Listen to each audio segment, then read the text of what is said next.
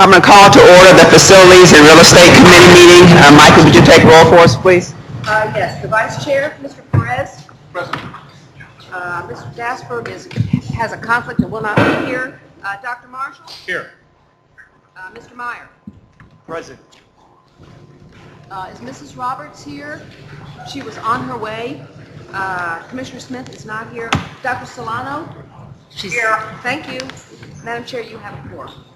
Thank you very much. I want to thank everyone for coming in for our committee meeting today, and I know that the chair will give an official thank you to the university for hosting us, but just want to start by saying thank you to Dr. Ammons and his staff for the services they're providing us for the meeting. I thought I might start by just giving an update on a couple of items before we actually go into the specific agenda items. The first thing I thought we might talk about is the 2009 special session. Going into the special session, the governor had recommended cuts of $36,927,000 some odd dollars to university capital projects. Only one project was reduced, and that was the FGCU solar energy field, which was an $8.5 million project, was only reduced by $1 million. So each university should expedite all projects, particularly those projects funded from general revenue. We appreciate the hard work of the legislature, and while they had to make very difficult choices, they did not halt construction by eliminating capital projects that are currently underway. So that was really good for us. You know, our staff worked hard the week between Christmas and New Year's with legislative staff, explaining the academic and economic merits and construction status of each and every project proposed for elimination by the governor. So I really want to give a very special kudos to our staff for making sure that the legislature was reminded, particularly legislative staff was reminded of the economic impact our universities have on the state university. Our universities have on the state system. As for our 09 legislative update, 3 items on the FREC legislative agenda have been filed as House Bill 499. I think you recall that this related to an increase to the minor projects threshold, the flexibility on spending of private donations for Catellus projects, and providing a mechanism for boards of trustees to consider increases to the CITFP to provide for critically needed student facilities. This is just kind of bringing full circle all the items we had talked about at previous meetings, and we're looking forward to that bill going through successfully. And then finally, as it relates to the federal economic stimulus update, the U.S. House of Representatives plans to vote tonight on an economic stimulus package that will provide $6 billion for higher education modernization, renovation, and repair. Florida's share would be $300 million. The U.S. Senate proposal of $3.5 billion is different, although a few details are available. The Senate will vote next week on its package. The target date for completion of the stimulus implementation bills is February 14th. The SUS has over $1.2 billion worth of eligible projects that are ready to go within a few months of passage. There are additional provisions in the package that would create needed jobs through long-term construction commitments. And although it appears these will be awarded on a competitive basis, it is reasonable to expect our system to receive some of this funding as well. So $300 million does not sound like a lot of money, but it will be something. But when you consider we have $1.2 billion worth of eligible projects that are ready to go, I feel pretty confident that we should get some of the $300 million here in the state university system. So I just thought we would mention a few of those items that kind of bring full circle. They're not exactly on our agenda, but things that certainly impact our committee and how we do business within our Real Estate and Facilities Committee. So, and going, I guess, should I ask, do we have any comments from any of the committee members about any of these items by any chance? Any comments at all? Yes. Do you have any idea of the nature of the funding in the stimulus package? Is it mostly capital, one time, 2 times? I don't. I'm assuming, and I'm looking to you, Krista, as I speak slowly, I'm assuming this one-time funding. I didn't think it had any provisions for being continuing funding at all. The capital projects are all one-time funding. There are some components that would be recurring, for example, not related to facilities, but increasing the Pell Grant threshold. That would be a permanent increase. Any other questions or comments from any of the committee members about these items? If not, we're going to go ahead and go to item number 2, which is a revision of the 2009-2010 LBR. Chris, will you briefly describe each attachment on Quintelis? Please note that staff has worked with the universities and revised the prioritization of projects. If the committee wishes, Chris can explain the new methodology. But why don't you start by at least going through the attachments so we can see how far we need for you to go, Chris. Thank you very much, Madam Chair, and members of the committee. And please feel free to interrupt my description at any point in time. If the members could go, in your package is a supplemental materials handout. It's entitled Facilities Committee Supplemental Materials, and this covers the first agenda item, the 910 LBR. Attachment Exhibit A shows the remaining PICO allocation. In brief, the board had approved a list of $270 million projects for the upcoming 910 session. The November PICO estimating conference has reduced that to the $145 million that you see. So the staff, we've worked with the universities to come up with a reduced list of projects. We believe the universities certainly are not pleased. No one is pleased to have to submit a lesser request, but that's our statutory duty to match the PICO estimating conference estimate. So that's what the list is. And that if you go to attachment 1, this is the recommended list of projects. The first 3 columns show the prior year actual appropriations by university. The next 3 columns show the next 3 years, specifically the 910, 2010, 2011, and 2011-12 PICO request. And we have not heard any, as I said, the universities, I think the general sense is the reductions from the September list have been made in as equitable and as fair method as possible. So that is attachment 1. Attachment 2 is the same information but put in prioritized fashion. This is the list that actually is required to be submitted to the legislator. This is in fact our legislative budget request, which requires a prioritized list. The first list just shows it by university order. If you then go to attachment 3, this is the remodeling, renovation, maintenance formula funds. This is just a formula amount, but it does need to be approved by this body. Attachment 4 is what's known as the 5-year capital improvement project list. This is every university's complete list of projects that's been approved by the trustees, and it's been prioritized on a system-wide basis.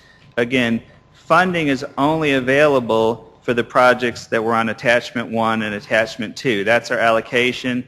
This is just a complete list of projects. So going back to Governor Parker's remarks that we have $1.2 billion of projects ready to go, this list is actually in excess of that. Those would just be the renovation, remodeling projects that would be eligible under the House bill, for example. If we go to attachment 5, this is the Cortellis list. The universities, this is our final Cortellis list. And if you flip to the second page of attachment 5, you see we have $73 million worth of private donations for which we're asking the state to match. I've worked closely with the university staff, particularly the administrative vice presidents, to reprioritize the list in a method that the universities were more comfortable with, that they felt was more equitable. So the prioritization on this list is different than what was reflected on the list that was provided to the committee back in September.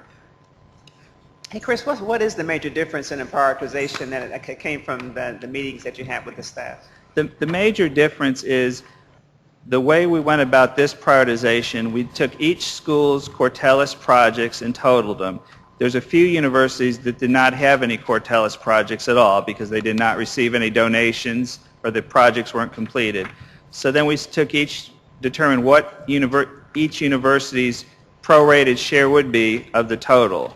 We then also took each university trustee's prioritization of Cortellis projects so that as we go through the list, you'll see there's a pattern that, we go UF, UCF, USF, FSU, UWF. Each university is reflected, gets their number 1 project. And so that if, for example, the legislature was only able to fund, say, half this list, there would still be a fairly equitable distribution of the funds. Every university would get a project, or two, or three, and they would get it in the order they requested it. Now, and that was the overall methodology. And before the methodology, we did it based on first the renovation projects, then the new projects, and at the top was the equipping projects. So a university that had all equipping projects would be all number one, all renovation would be number two, and new would be down at the bottom. So this provides a more balanced mix because some universities might not have an equipping project. Maybe all they have is a new project. So I know that's kind of a tortured explanation, but that's basically what the methodology we came up with. May I go to attachment 6?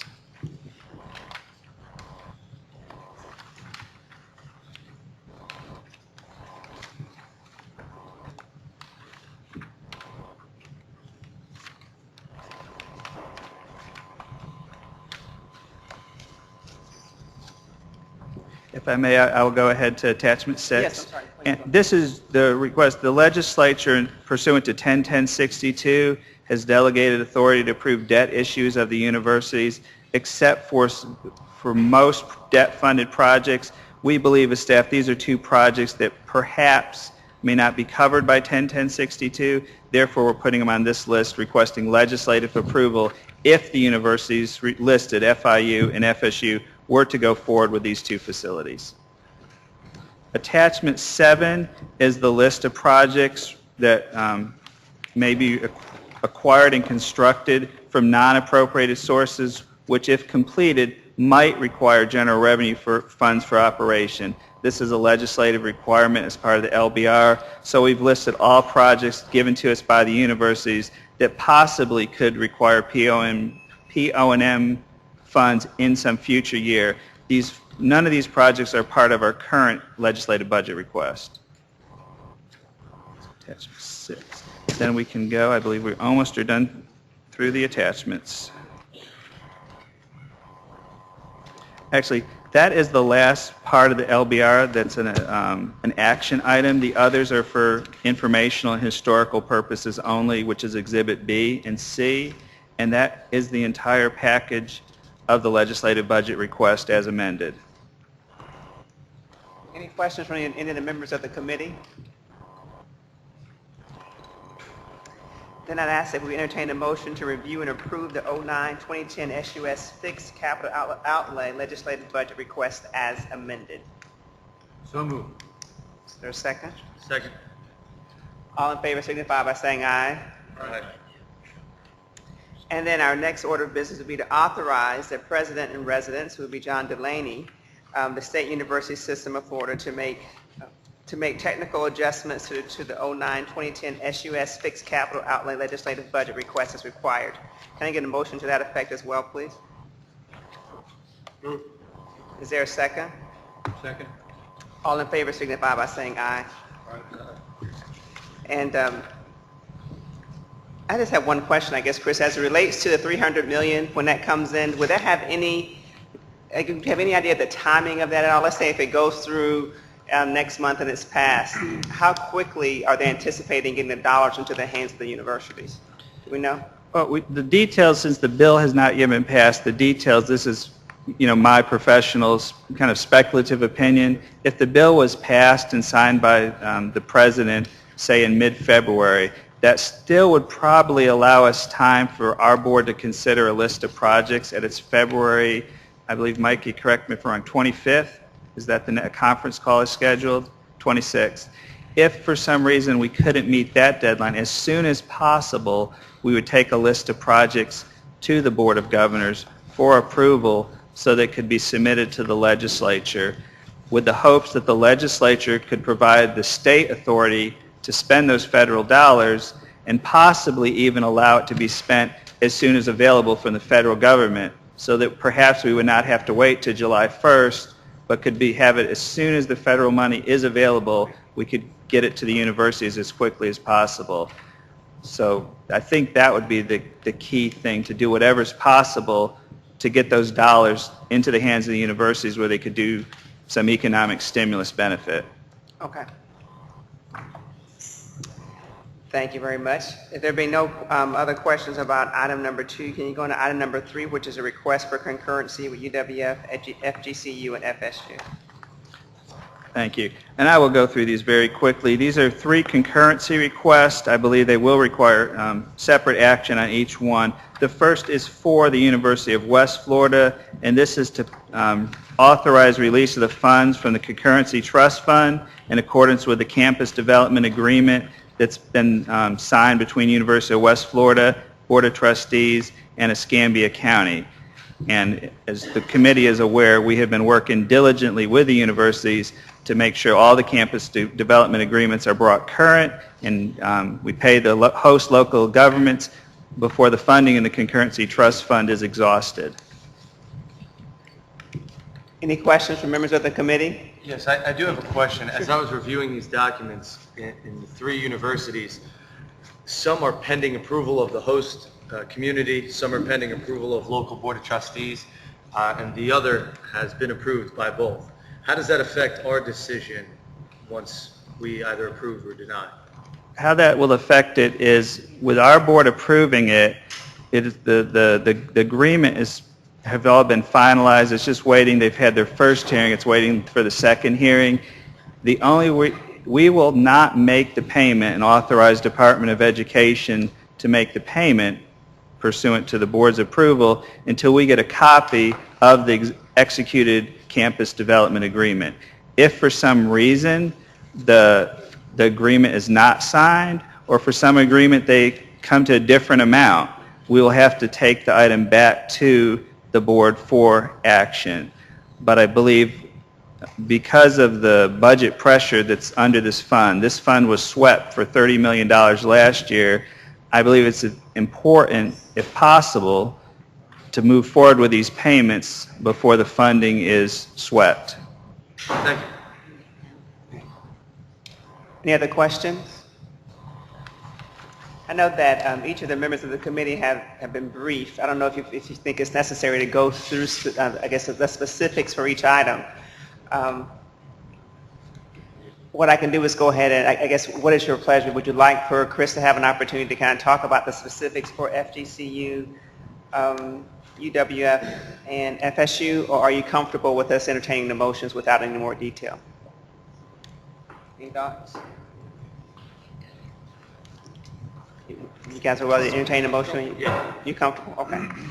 What I'll do is, just for the record, I'll go through the language that we need to have the committee to approve and forward on to the full board, just so the record is clear, and understand that it's probably more words than we want to say at this point. We just want to make sure that we've done our duty as far as making sure the record has all the information that it needs. But I'd entertain a motion to approve allocation and authorize the Department of Education to release funds in the amount of $9,705,893 to Lee County, Florida, as full payment negotiated in the Campus Development Agreement between Florida Gulf Coast University Board of Trustees and Lee County. Second. All in favor signify by saying aye. Aye. Okay. As a second motion, we moved to approve allocation and authorize the Department of Education to release funds in the amount of $6,278,791 to the City of Tallahassee as full payment negotiated in the Campus Development Agreement between the Florida State University Board of Trustees and the City of Tallahassee, contingent upon execution. Second. All in favor signify by saying aye. Aye.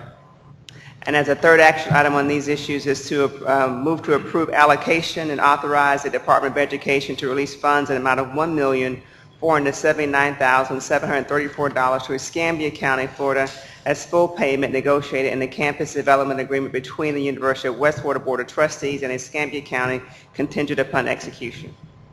Second. All in favor signify by saying aye. Aye. Okay. Chris, I think that then now takes us to item number 4, which is a BOG regulation on leasing. Thank you, Madam Chair. I have worked with our General Counsel, Vicki Shirley, as well as the University General Counsels and some other university staff to work on amending a whole series of regulations dealing with the Board of Governors regulation on leasing. This regulation is very much outdated. As many of our regulations, the Board of Regents had not actively managed state university leases for probably close to 15 or 20 years, but the regulation language had not been changed. Each university has its own lease administration person or staff, and it's not managed centrally by the Board of Governors at this time. So what is proposed here is that we take a whole series of regulations, as you can see in your package on page 11, and I won't enumerate all the numbers, and consolidate it into a one-page regulation that basically delegates it to the universities within very broad frameworks, primarily requiring that they keep a consistent measure for space management purposes. And that's found in starting page 12 through 14, that's the language in the technical required strike-through underline format. 16 is what the regulation will look like after all the strike-throughs and underlines are adopted. And as you can see, it's a one-page. It's a very clean regulation, and we believe all the universities are in agreement with this consolidation. And this would be the first notice of this regulation. So I'll entertain a motion. Sorry, are there any questions from any committee members about this? Because you have indicated that the university general councils have been consulted about the issue, and there doesn't seem to be any discrepancy or issues. Mm-mm. So I entertain a motion to approve public notice of intent to amend and renumber Board of Governors Chapter 17 regulations, administration of leasing program, including 17.003, 04, 09, 10, 11, 12, 13, 14, 15, 16, and 17. So moved. Is there a second? Second. All in favor signify by saying aye. Aye. Okay, so we can move forward to the next step in the process on that, Chris.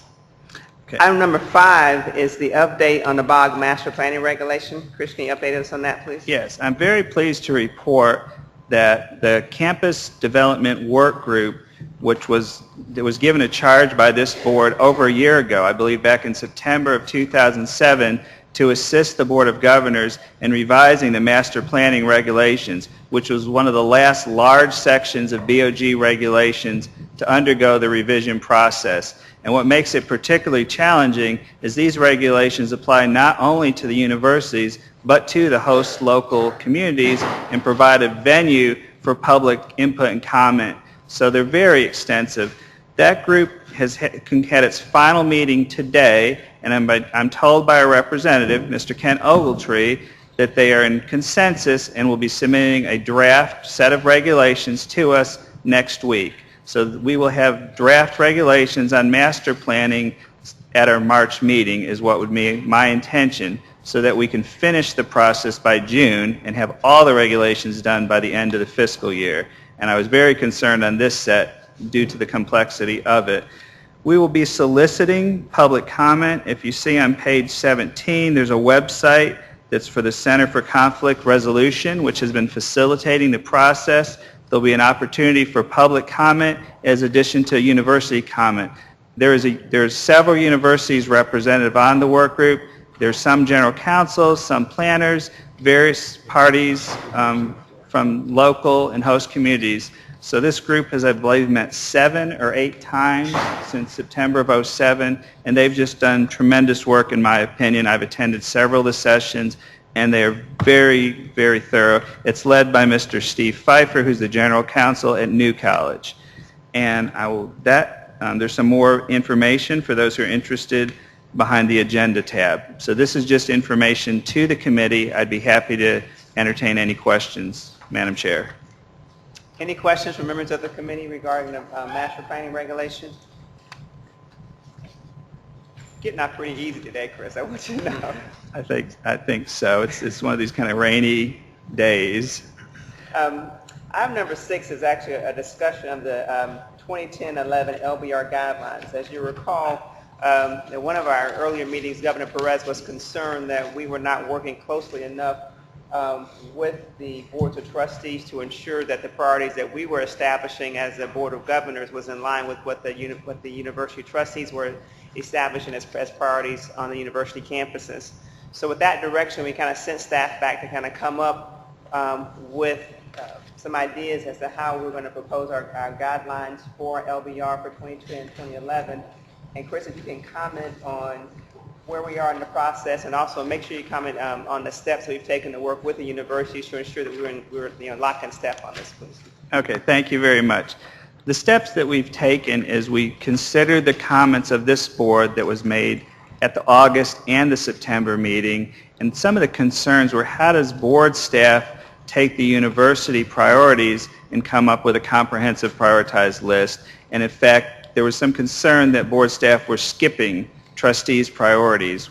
And so to alleviate those concerns, we took a real close look at the draft guidelines, the board draft guidelines. We went back to, we had a conference call this month, earlier in the month, with the CAFA group, and then I believe it was also discussed with the provost, the administrative vice provost, and they provided some feedback.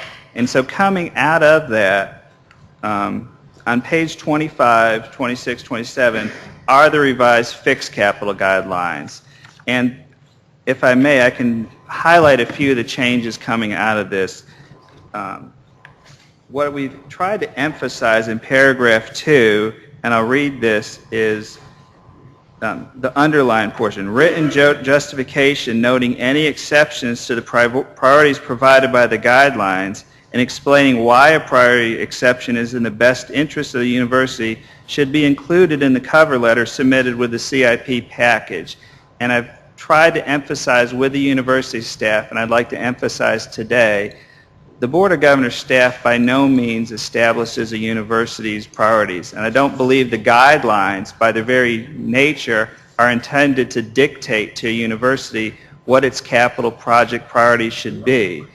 However, when they don't follow the guidelines, an explanation is very helpful to staff in understanding why is that project of such critical importance to the university that the normal natural guidelines aren't followed. Not to question and say you're doing something wrong, but to help us in our justification of the project, as if we're asked questions about the project by the governor's office or by legislative staff, to say, can you tell us more about this project, noting that it seems to be out of the normal prioritization order. The universities have always had this flexibility, but we've tried to make it, written to clarify that they can pick the priorities as they see fit. The guidelines are just that, they are guidelines. And then going to the actual prioritizations themselves, the one thing that has been taken from the bottom of the list and moved forward to the top, and I probably an abundance of caution, is matching external funds from non-private sources. And that's my recommendation as staff, looking at the possibility of a federal economic stimulus package. Some of the early proposals had suggested that there might be a match requirement to draw down the federal dollars, that it might be a 4-for-1 or a 5-for-1 match. And I wanted to bring this to the attention of the committee that at the moment is our lowest priority, but perhaps given the change in the economic climate and circumstances, that should be our highest priority. That's the biggest change within the actual guidelines themselves.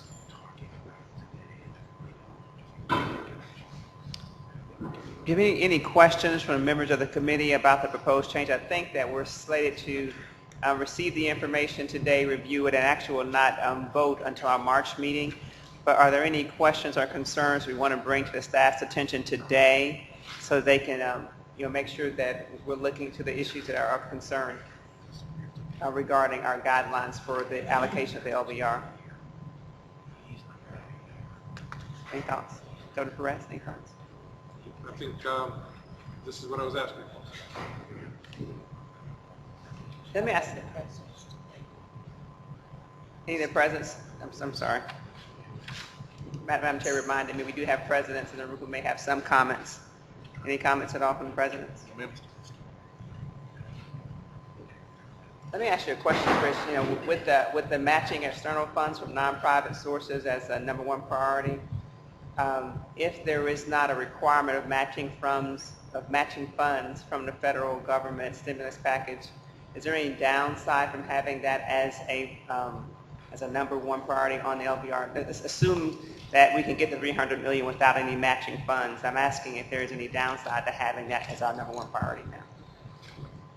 I have not heard any yet identified. I hate to make a blanket statement that there is. There's always some exception, and there may be someone who presents between now and when we adopt them. If that's brought forward, we can certainly make sure that that's clear, that whatever that exception is, we don't want to include some exception. And if for any reason any of the committee members think of any items that we need to reconsider as it relates to LBR, you have time between now and our March meeting to actually review these items, and please be sure and get in contact with staff and let them know. But I certainly appreciate staff being very responsive to the concerns of Governor Perez and ensuring that we're not in conflict with the universities and their boards of trustees as it relates to the priority list for the facilities projects. I think that completes item number 6. Item number 7, the completed projects presentation. You have that for us, Chris? Yes, ma'am. And if I could ask the audiovisual gentleman, Keith, if you can cue that up. This is just to be a very brief overview. This is not a comprehensive list of all completed facilities, and primarily it just addresses just a handful of projects that I believe the board will recognize as being approved, whether from debt or from PICO. It's just to give a board a sense of we see these very dull, cut and dried statistics. It's nice just to see a few pictures and look at those. The comprehensive list of projects will be provided on our website shortly after the meeting. I'm not entirely sure we've picked up every project. There's some projects that universities are just finishing this month. Our criteria was it had to be completed between January of 08 and December of 08. So there could be some that they look done, you've seen them, but they may not yet have their certificate of occupancy. So if we go to the first slide. This is the University of South Florida, their Beard parking facility, and I just wanted to note, I thought it was very attractive for a parking garage, and this was one of our bond approval issue items. We could go to the next slide. And I'll tell you, we only have about 6 or 7 of these. I'm not going to show you 40 slides. This is again for South Florida. This is the Morsani Center for Advanced Healthcare. And this is another project. This was, again, a project. You can see the sources of funds, a combination of PICO, some bonding, a whole slew of different funds just to build this one facility. Very similar to what we saw in last year's projects, that universities have to take funding from a large variety of sources to make this happen. Hold on a second, Chris. Yes. Madam Chris, Chair. what is on the also, you're talking about the Morsani Center? Hello? Yes. Yes, ma'am. What does this mean, Dean's contribution in parentheses? I am not entirely sure other than what it's, I'm not sure, ma'am. Is there someone from USF who could respond to the question from the chair? It says USF Health Science Center contribution, Dean's contribution, close parens. Do you know what that means? I really don't. Okay. Another day. We could tell by the way you were leaping towards the mic, Ralph. It was clear that you were. I thought I had some theatrics to it, but really not. All right, well, some other day. Thanks for your help.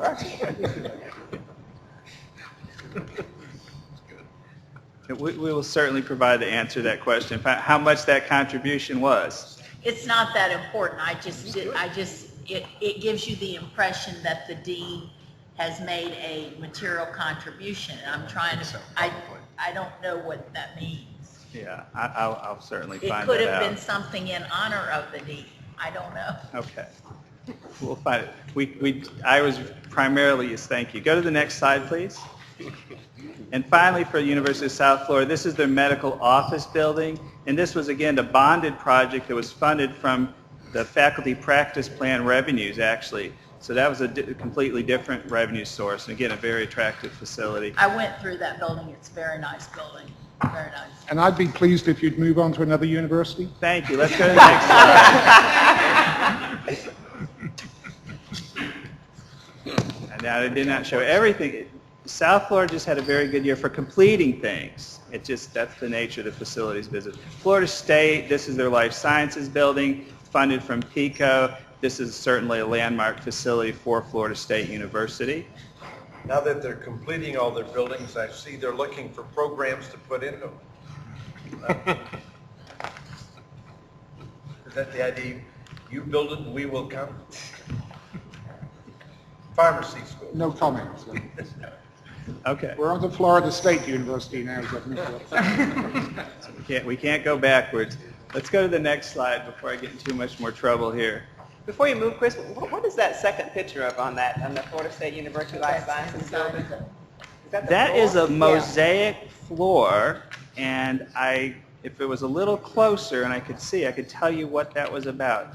Dr. Abel? They're Yeah, asking Larry, about the mosaic. this is that basic science floor. Tell us what it is in the Jim King You building. can't really see you can't tell from the picture. You know the mosaic on the floor, remember? You told me. We have trilobites on the floor, a trail of red ants, being Florida, mollusks, some crabs, seaweed, and other different animals, as well as a few molecules that are tiled into the floor as artwork. It's pretty neat. It's really beautiful, and I hope that if you get a chance to walk through there, that you will enjoy it. Was it really expensive? No, there's actually, it's really interesting. There's if you take a photograph, a company then lays out the work so that you can just, a pattern of whatever size and just drop the tiles in. For example, the first woman physician in the U.S., we sent her photograph, and we have a beautiful mosaic of her on the new College of Medicine building. And they're relatively inexpensive.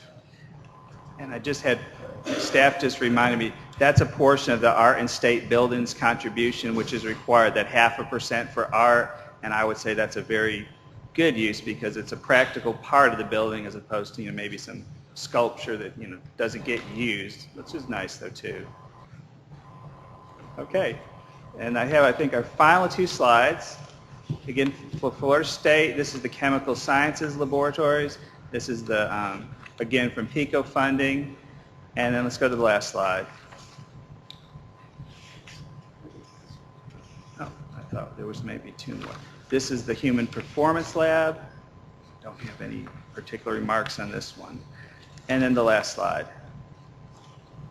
I keep thinking it's the last slide. No, it's not. It's second to the I last. apologize to the committee.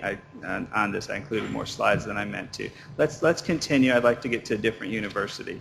North Florida. This is the Brooks College Health Edition, and again, from a variety of funding sources. And I apologize, I included a few too many for Florida State. But that's true. They all were completed last year. So this will be a list of all projects that were completed last year from each of the 11 universities. Yes, and most universities, just as it worked out, did not have any projects completed last year, though many have some underway, under construction, almost done. So I believe when we have this report again, it will be much more comprehensive and show a lot more universities and not pick on poor Florida State or USF. Any questions for Chris regarding the 08 completed facilities projects? Thank you very much, Chris. It does make a difference to kind of see the final phase of what we start so early on in the process. So thanks for bringing this to our attention. Our final item is the annual bond report for 07-08. What do you have for that, Chris? Thank you very much. And that should be found. That should be found on page 30 of your agenda. Our debt guidelines, the Board of Governors debt guidelines require that the universities report on their debt issues during the last year to the board. These are the debt issues. You can see there only were 5 issues that actually came to fruition last year. That's a big slowdown from the previous year. I would say I'm very pleased to report in the last few weeks we've had 5 deals come forward to us as staff for review. So I believe the credit markets, I hate to say this, but there is some normalcy returning, and universities are starting to test the waters and consider moving forward with parking garages and housing and the things they typically would again. So I think personally that's a very encouraging sign, and I'd be glad to. I would note these are fixed. Some were approved as fixed. They were actually all approved as variable or swapped to fixed. I've checked with the universities. They're all comfortable with their positions on these deals. Any questions from members of the committee regarding the annual bond report for 0708? If not, that was the actual final item that we had for information and/or action. Any other general comments from the members of the committee regarding any business that is before us or something that you're interested in having us to consider? I do have a question. Sure. And it was on the state of the recommendations that we provided for the Accelerate Florida coming from the governor's office. Where is that at this point in time? Did you hear the question, Chris? Yes, I did. Thank you, Governor. Continue your pursuit.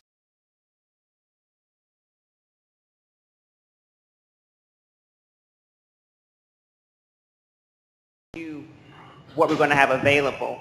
We're hoping that the list will that will get more money. I mean, that would be just certainly a great gem for us. We're accustomed to that happening, but unfortunately, that has not been the case within the last year. But what I want to bring to your attention is that if the revision or the revised, or pardon me, the estimated conference meets in the second week of March, and if we're going to meet the fourth week of March, that's only going to give us 2 weeks to actually go through the dollars, go through the list, make recommendations, get the information out to our presidents, and then have it back to us in time to make a decision in March. So I'm just going to ask if you all would be very diligent and understand it's a very tight time frame. I'm going to ask if staff, kind of be prepared for that, and also ask if our universities will work very closely with staff and respond very quickly. And we really are hoping that we're going to have something to respond to, and then it's not going to be a reduction, but in fact an increase. So I just wanted to alert you to something that's on the horizon, and that's just you anticipate that we're going to have to react pretty quickly to what we receive from the estimating revenue conference in March. Is there anything else? If not, meeting is adjourned. Why don't we just take about a 10-minute break right now before we start the audit?